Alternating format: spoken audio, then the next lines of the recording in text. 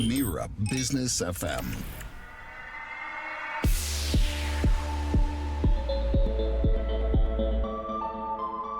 This is Mira Business FM. I'm Tim Elliott. This is the Morning Drive, and time to talk human resources in a few moments. To get in touch with the programme, all you have to do is email. It's the quickest way, really, aside from the WhatsApp. So info@mira.fm, and to WhatsApp, quick way without having to remember numbers, whatsapp.mira.fm. If you type that, it should come up, assuming you've got WhatsApp on your laptop, your computer, your whatever personal device you tend to use these days. And there are many to use, of course, freely available, lots of brands. I'm not going into that now. David Mackenzie is with me. I haven't seen David for about 6 years. We've been catching up for a while, but it's very nice to see you. Thank you. Sir. The founder of Mackenzie Jones. I was calling you, I didn't know what to call your company earlier, like HR recruitment, and I was like executive search. What's the terminology now? Yeah, it's a good question. We are a recruitment company that offers outsourced recruitment as well. Okay. God, that sounds so boring, doesn't it? It doesn't. It sounds genuinely quite interesting. To be honest, some of the interviews I have to do these days, wow, it's a total thrill. Not at all. Look, you're the group managing director. Yep. I know that you travel between, you're based here in Dubai, you travel to Saudi very regularly, in particular at the moment, lots of things to do in Saudi Arabia. Yep. Yeah. Saudi's going through an interesting time at the moment. So weird enough, I've got dual residency, so I've got an Iqama as well. So I'm a 50-50 now. Oh, man. Is that what you're officially known as? A 50-50? I'm not sure where you're going with that. I'm a travelling recruiter, I believe. Thanks for directing me away from the dark side. You're also, and this is interesting to set kind of who you are. You are something of an I know you always were something of an Iron Man. Yeah. Are you still doing that?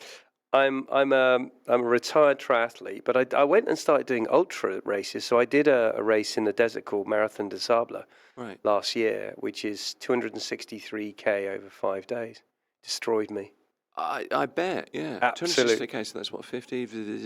That's huge. I know. And it's you have to carry all your own water, your own food. 32 miles or something a day, that is. Yeah, it's a marathon a day. And then one day it's a double marathon. It's 80 kilometres. Wow. Never doing that again. What would you do it for? Just sorry, I'm trying to compute that. Do you know what? What was the challenge about that for you? Because I've done triathlon.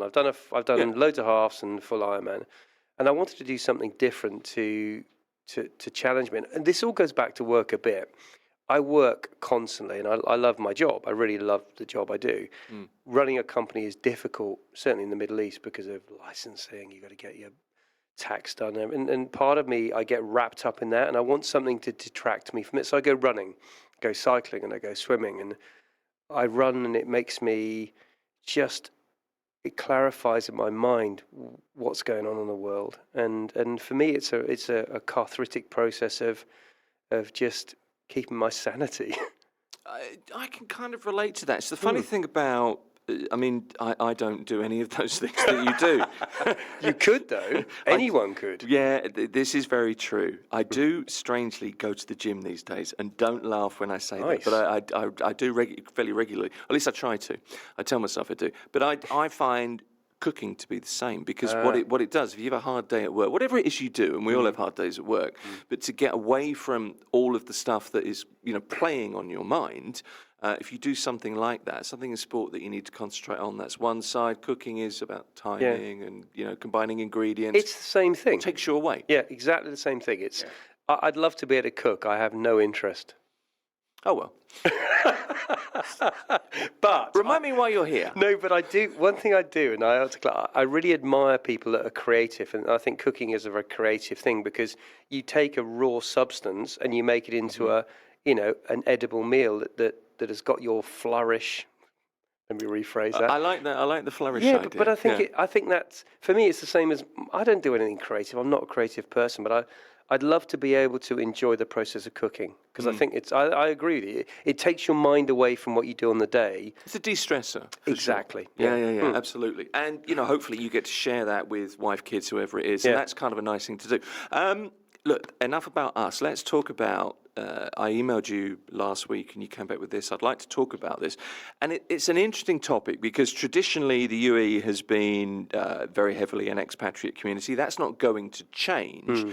But in terms of human resources, recruitment, jobs, lives here, what is the future for the expatriate community from your perspective? It's an interesting one. I think are we becoming slightly extinct?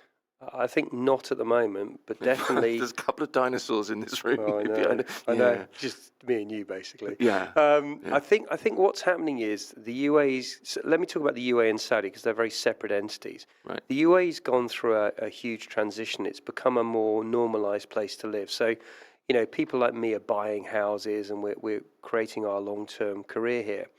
But what's happening is also the salaries are being normalised. So when we first arrived here back in the day, I arrived in 2003, I think. You got paid schooling, you got paid housing, you got paid sometimes a hardship allowance. It was the package. It was it's a full package. Yeah. Those have gone now, and I think what's happening is with UK and Europe struggling to find its purpose in the world, and I use that in a very broad sense. I think UK is struggling generally. People are coming here thinking that this is going to be an expat haven. What they're landing in is that at the moment we're pushing for nationalisation. I recruit in HR, the profession HR. Yep. Virtually all my roles are Emirati or Arab speakers now. Right. There are very few expat roles coming up. There are advisor roles coming through. We've been seeing this for the last 18 months. And what we've also seen, because all these people are arriving from Europe, they're pushing down the salaries because they're accepting jobs because they've moved here on a lot lesser package than they would normally accept. Yeah. Okay. So that's kind of where it's at the moment. Where is it headed? What do you expect to see? More of, less of? No, I think the reality is people have to expect that their packages are going to be in line with the rest of the world. So the days of us, having our packages are a lot more than, say, Europe, are going to go, because if you look at our housing costs, our transport costs, the traffic, etc., it's becoming like London to a degree.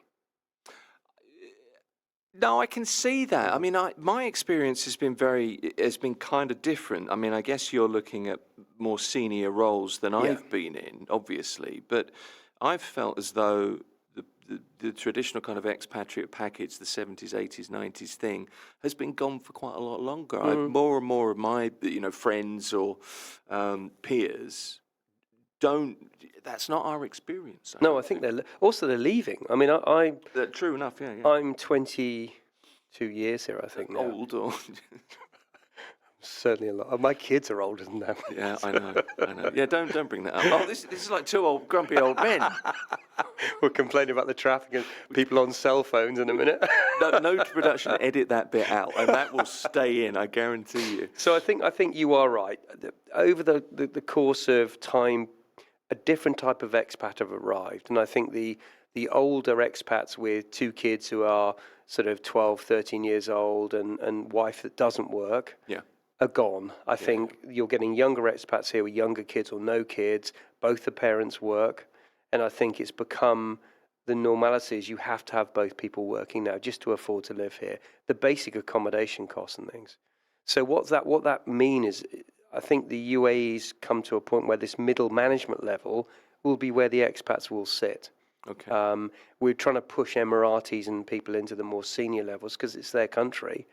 And this is happening in Saudi, by the way, as well. Saudi was always an expat haven. Loads of expats went there. If you look at the roles we're filling now, they're all Saudi nationals. Okay. So there is a shift happening. A temporary shift, I think. Okay. Temporary of how long? I think do you remember back in the day, I think it was 2007 or 8, the Human Resources Development Council here said all HR roles have to be filled by nationals. Yep. And they swiftly changed that because there weren't enough nationals to fill those roles.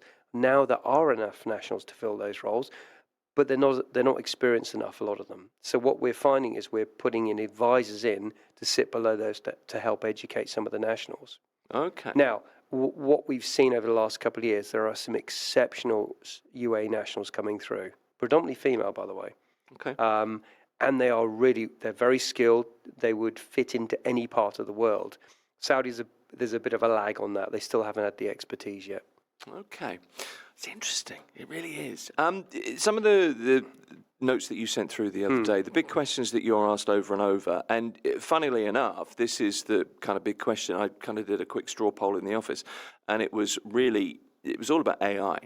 Yeah. Whether AI is going to take over our roles. Obviously, the big question is, when is AI going to take over the world and become, the machine? Skynet, exactly. It's the Terminator kind of scenario. I'd argue maybe that we're really not there yet, because we can still just unplug them. Yep. And that's generally okay. But then somebody will reboot them and plug them in again. Or the audio will plug itself back. You know what IT are like. Yeah. But it's this role of AI and technology in hiring. And you mentioned that. But it's also Michael, who's a producer here at the station, was talking about ATS this morning, optimization of CVs. ATS is apparently applicant tracking system. Yeah. And obviously you're going to know about that. Yeah.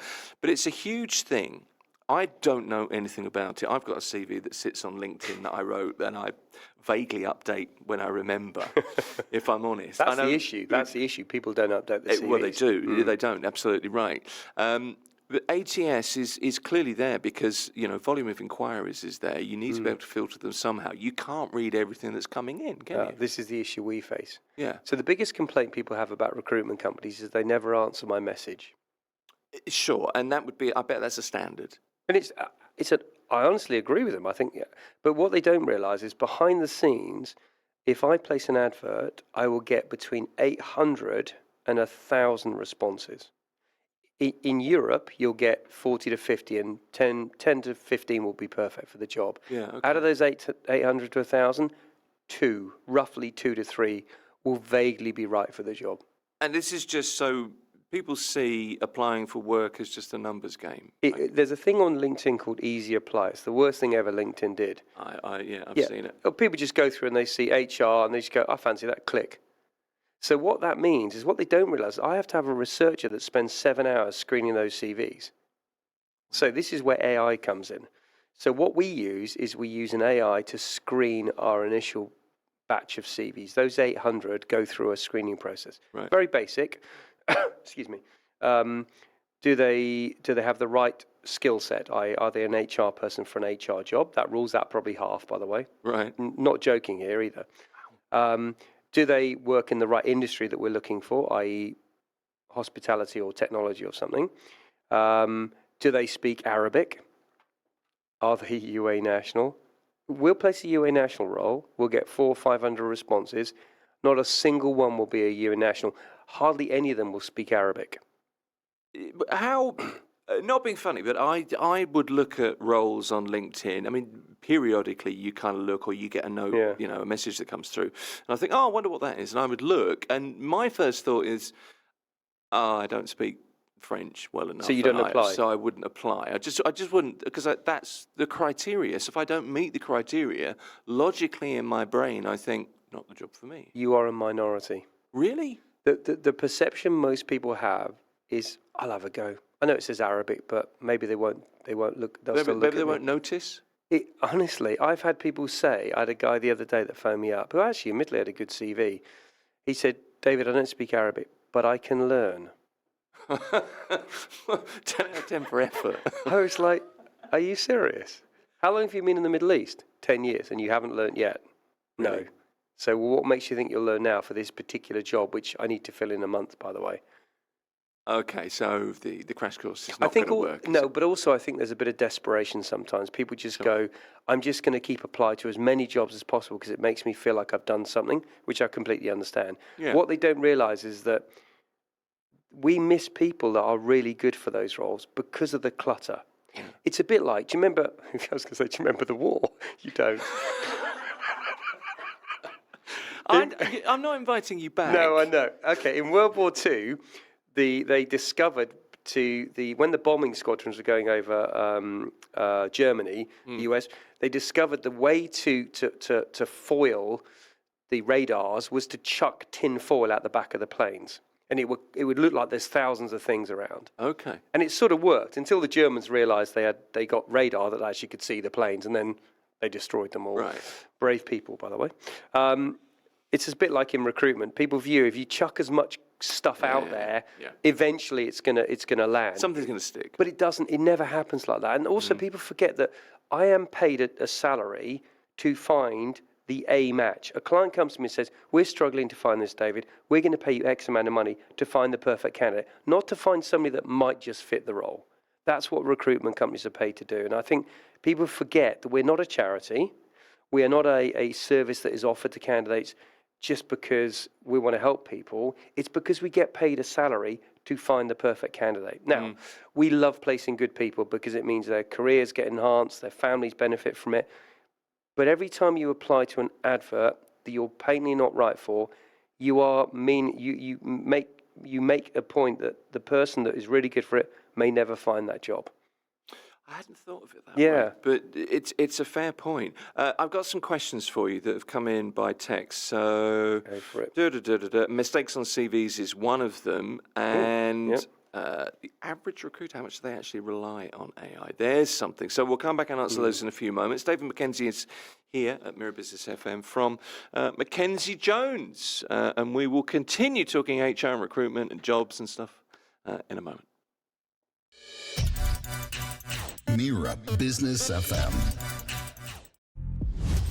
You're listening to Mira Business FM. It's the morning drive on Mira Business FM with me, Tim Elliott, and with David Mackenzie from Mackenzie Jones, talking HR this morning and jobs and CVs and things like that. Lots more to talk about, but David, a couple of quick questions for you that have come in. You've talked kind of about this a little bit. When you have a huge pile of resumes, whether they're digital or actual resumes, what's the single biggest mistake people make, and what one thing always gets your attention in the first 30 seconds? First one is the covering letters are too long. Okay. You've got to remember that the should way... you always do a covering letter? You should do, but it should be a reference point. So let me explain how recruitment's changed a bit. So CVs are becoming a thing of the past. They're still a reference tool, but what typically, if I run if I run a job and my researcher gives me a bunch of CVs, the first thing I do is go onto LinkedIn. So LinkedIn, in terms of our food analogy, is like an hors d'oeuvre. Okay. You look at that, gotcha. you go, that looks good. I'm going to move to the main course. The main course is the CV. Right. That's typically how it works. Okay. So what people tend to do is they write really long covering letters. We never read them because we have to read. I'm being really honest with you here. I'm going to be kicked out of the recruitment world now. You are. You've been ostracised. We don't read them. There's no point. And typically people don't send hard copies anymore, so they're always e-CV. So what I love about when somebody sends me an email with a CV attached, it's hi David, look, I've seen this role. I'm really keen. This is what I've done. If you're keen, this is my number. Please give me a call. Very short and sweet, because I have to go through in a day 30 of those. Because you think, I need to apply here. I need to make sure it's in nice English, and you tend to be a little bit of verbose, and you don't need to. We haven't got time. Right. Okay. Genuinely haven't got time to read hundreds of cover letters. Okay. So that's the. What about grabbing your attention? What's something that? I mean, I guess it's different things for different jobs, isn't it? Yeah, but it's. Are you relevant for the job is the first one. Okay. But you know what I do? Here's a little bit of a secret about recruitment. All CVs look the same. They're pretty much the same. Just make sure you spell check them. True. Typos are a big no-no for us. If we see a typo, we're immediately put on our guard because it means they're not very good, their attention to detail is not very good, or they haven't really thought about this. Okay. The bit I look at is the bottom bit. What have they done that's interesting? I had a guy the other day that when he was a student, he went to Antarctica and he worked on a whaling vessel. Not for harpooning them. I was going to say that Antarctica's off limits. Apparently, isn't that illegal? Yeah, that he was on a research vessel measuring orcas and the population of orcas. So they would stun them. I don't know how you do that. You harpoon them. I wouldn't go near one even when it was harpooned because they are proper killers. They're scary. But he I was like, tell me what you did. And he talked in the first part of the interview about this. And what it did, it broke the ice. We then had a really good conversation about what he did currently now. But I think human beings like to see people who are interesting. And a CV is a CV. What you do, we talk about every day. Find something that is interesting, like you're a triathlete, you've run a radio station, you've restored an old car. Find a hook. To when you speak to somebody, just find a hook that they might be interested in. Because you tend to get, don't you? Passion, interests, all that kind Traveling, of stuff. Cooking, cinema. Yeah, I love to travel, and I'm passionate about cycling. I always think as well. Do you think this? Because maybe it's me being a cynic. Whenever somebody says I'm truly passionate about X, I always think, Liar. You're not. I always. Well, I'm glad you say that because I think one of the things about your job I've always kind of thought is you need to be able to see through. Yes. This stuff and really get to the heart of something, because the important thing is right person, right role. That's your job. Yep. So you need to cut through the hype. I was going to use a different word there. I won't. But that's kind I know of what where you were going. I know. That's what you're good at, I Yes. think, or should be. Yeah, and we can assess. I assess a CV in less than a minute. Okay. I'll go, right, have they done... Also, when we look at LinkedIn, right, we then look at the CV, we look at the dates on LinkedIn, and we look at the dates on the CV. If they're wrong, reject. Okay. Because it means you've probably made up stuff. Yep. Also, these days, we check education. Okay. So don't pretend you've got a PhD if you really haven't. Don't pretend you've got an MA if you haven't. Don't pretend you've got a degree. Here's a good story. My two boys, very smart kids, they're not really, but they did really well at university. You're supposed to say they are. Well, no, they're not. I know they're not. But they're smart and they work really hard. They both got 2-1s, one from Liverpool, one from Bournemouth. So I'm super happy with that. That's great. We're in the car the other day, me, the two boys, my missus, and the boys went, hands up, who went to university here. Both boys put their hands up. Right. Dad, what have you got? I said, I've got an HND. That stands for have no degree, Dad. So don't make up your degrees, because we had an offer the other day from a candidate. Brilliant guy, got a great offer. They did his reference check on his CV and on his education. They found out he had a fake degree. Immediately rescinded the offer. I'm sure. So tell the truth is the But the client didn't even ask for a degree. That's the irony of it. And he still lied on his CV because he'd lied previously, so he left it on his CV. Okay, so just to get your foot through the door for a particular thing, you just bung it on there in the hope that Don't lie. nobody... It will always get found out. No, well, lies are hard to remember as well. The truth's easy to remember. Exactly. Is the only thing I've ever learned. How much does the average recruiter actually rely on AI? We kind of talked about this, but not specifically, or an applicant tracking system. Percentage of time... Keyword stuffing on resumes, you know, that 20%, kind of thing. if that. Is it? It's very low. And it will get more and more. We're using AI more just to do the initial screening. We're not using it to assess. So Fly Dubai does a really interesting thing. They have an online AI person that you do an interview with, and they assess you on what answers you present, what you talk about, and it passes and rejects you on that, and it's very accurate. That's the next generation of where it's going. Yeah. Yeah, I mean, I look at that and I worry. My first instinct is to recoil away from that. But I think if I actually thought about it, if you're telling the truth and you're a genuine applicant it's probably fine, isn't it? It's been done by psychologists. It's been done by behavioural scientists. It's very clever. And I think we are a traditional recruitment company. We have two businesses. We have Mackenzie Jones, which is a executive recruitment business. We have an RPO business, which stands for resource process outsourcing. So in effect, if you go to Mashrek at the moment, you go to their executive team. I've got 3 recruiters sitting there doing recruitment. They work for me.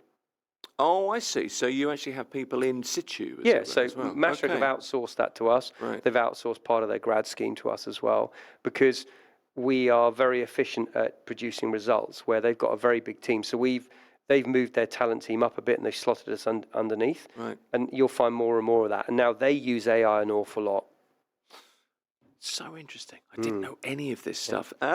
It's hard to... We were talking about this morning in the office, and I'm completely off of my list of things I wanted to ask you, but I'm interested in As this. usual, yeah. Yeah, I know. I have to learn to concentrate. I know. No, we were doing this 6 years ago. We did the same thing. It's a New Year's resolution, I think. Concentrate on the task at hand. But what's interesting is, we were talking about this, it's hard to get a job. It's a very competitive market. We've got a population of 4 million in Dubai now. Abu Dhabi hit 4 million. Emirates is something like 10 million. More and more people coming every day. That's not going to change for a while. So competition is upped. Okay. So the little things like how you stand out, how good your CV needs to be, tell the truth on your CV, all this kind of thing. Should there be a photo on your CV? By the way, is that I personally, we talked about that many times? I don't think there should be, because it's unconscious bias. I mean, if I'm great on radio because nobody can see my face.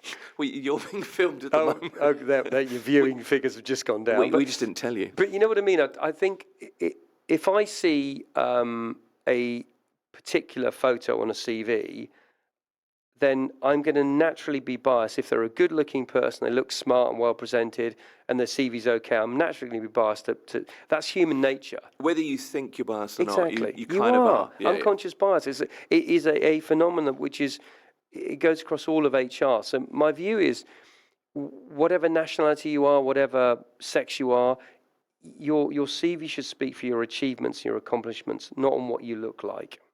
Genuinely, I don't. I mean, if I look at my team, I'm going to say it's very charitable. It's like the cast of the Star Wars bar. We're all sort of,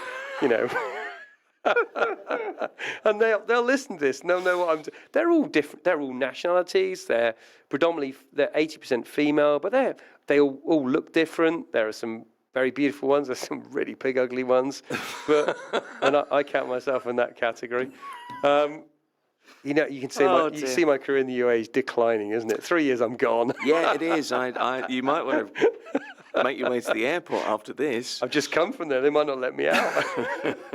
No, but I take your point. Yeah, though. my point being is everybody's different. Everyone's different, and you shouldn't judge a person to be good because they look a certain way. And I really genuinely believe that. And you also shouldn't judge a person on how old they are, because one thing I think the Middle East has been great at is that they really value experience, but I think that's waning slightly. Do you really? I'm just going to ask you that. I think it is a bit because I'm 57. Yeah. Or am I 58? We're the same age. I may be older. I'm never quite sure. That's just age catching up. Exactly. It's fine. Yeah, but the reality is, people are always surprised how old I am. They think I'm younger, which I'm very flattered about. Right. But when I put candidates forward, I've been asked, how old are they? I'm like, well, you've seen they've got 20 years experience, so take a wild guess. They're going to be in their 40s at least. And I had to say the other day, I don't want somebody who's too old. What's too old? Well, over 50. Why over 50? So I tell my guys to question about that. What does too old mean? What are people getting at? I think it's because they are quite young and they are either concerned that the person will overshadow them, or they don't think they can match up to what that person's experience are. I'm saying the good thing. They don't want a threat. Exactly. I think the good thing about people who are older, often they got to the point in their career where they don't want to do that senior job anymore. I don't want to run Mackenzie Jones anymore. Everyone knows that. I love doing my job. I love meeting clients. I love seeing candidates. And I like doing things like this. Obviously, because they get into trouble when I do stuff like this. Yes. But at some point, we're going to get acquired by another business. Yeah. And at some point, I'm going to have to conform. Just telling you that in advance. But if somebody buys me and they say, "What do you want to do?" I said, "I don't want to run a company anymore because I want to use my expertise, my 30 years recruitment experience, to help junior consultants and to go meet clients and to go meet candidates. I don't want to be running a business, managing people, and doing the stuff that maybe a 30-year-old or 40-year-old wants to do." Surely that's kind of a natural way to go, isn't it? I hope so. Yeah, I think it seems like a decent way to go to me. I've done very senior jobs. I've run Monster.com. I've been a director for Michael Page, and I've had some really interesting jobs where I've managed massive teams. Doesn't interest me anymore. Okay, been there, done that. Yeah, but I don't think I'm any good at it anymore. Joking aside, you're disarmingly honest, I have to say, because my team know what I'm like, and I've got a really stable team, and they're really good people. I mean, they're all different ages. I've got mums. I've got youngsters. I met the best intern ever the other day, and she now works for me, but she can't look me in the eye. She's so shy. Really? Really shy. So basically, I asked my HR person, find me an intern to do my marketing, help me do my website. Sue got me some really good candidates, and there's a brilliant guy from the Ivory Coast I really like. He had yellow hair. He's a black guy, yellow hair. He's so cool. Very yellow hair. Yeah, I felt like I was going to get some coolness. Did he nearly get the job because of the colour of his hair? No, he was just really good. I really liked him. He's 21 years old. Anyway, I said, look, I'm going to go with this guy. And Sue said, look, see this other lady. Her name's Manuri. She won't mind me saying that. Right. But don't judge, David. She's worked for me for 6 years. Don't judge. So I got in there, and she wouldn't look at me. I looked at Sue, and I'm like, oh, come on. And she looked at me and went, stop. Listen. Right. And then Manuri talked about my website and what I was doing. And about 10 minutes into it, I'm like, she is amazing. Really? Because I didn't judge the book by a cover, because Sue made me not do that. she's fantastic, but she has a problem with her confidence. So I've got her a coach to train her on her confidence now, and she's getting better. Well, this is a huge part, isn't it, of the interview process, the finding the job process, because so much depends on how you perform Absolutely. in an interview, which Very comes true. from confidence and experience and all Yep. of those things. I'm not massively bothered by interviews or by being in this kind of situation, but that's just because I've done it a lot. I have some experience there, and I guess for people that aren't confident, It's difficult. it's really hard, but you may be completely fantastic at what you're being hired to do, but just not able to get across the finishing But this line. goes back to your point about people looking for jobs and things. The best way of finding a job these days is through referral, personal referral. The Middle East is really good at that. The amount of candidates I get because one of my clients or one of my candidates referred somebody to me, they are often the best people. Because if I know them as candidates and know them as clients, they typically will be very good. That is so good to know. So the old word of mouth, I know somebody who'd be great at that, is Perfect. a really effective way. When you're looking for a job, don't just apply for LinkedIn. Go through LinkedIn and find all the people you know. Say to them, hi, I'm looking for a job. Can you give me any recommendations? First of all, any recruiters you like and any clients you think might be looking for somebody like me. Great advice. That really is. That's the Instagram reel from today, I think.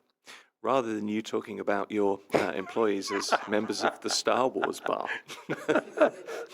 There you are. That's made my day for sure. Look, David, I've so enjoyed seeing you. It's nice to see you again. Thank you for coming in. Appreciate pleasure. it. Brilliant. David Mackenzie is from Mackenzie Jones.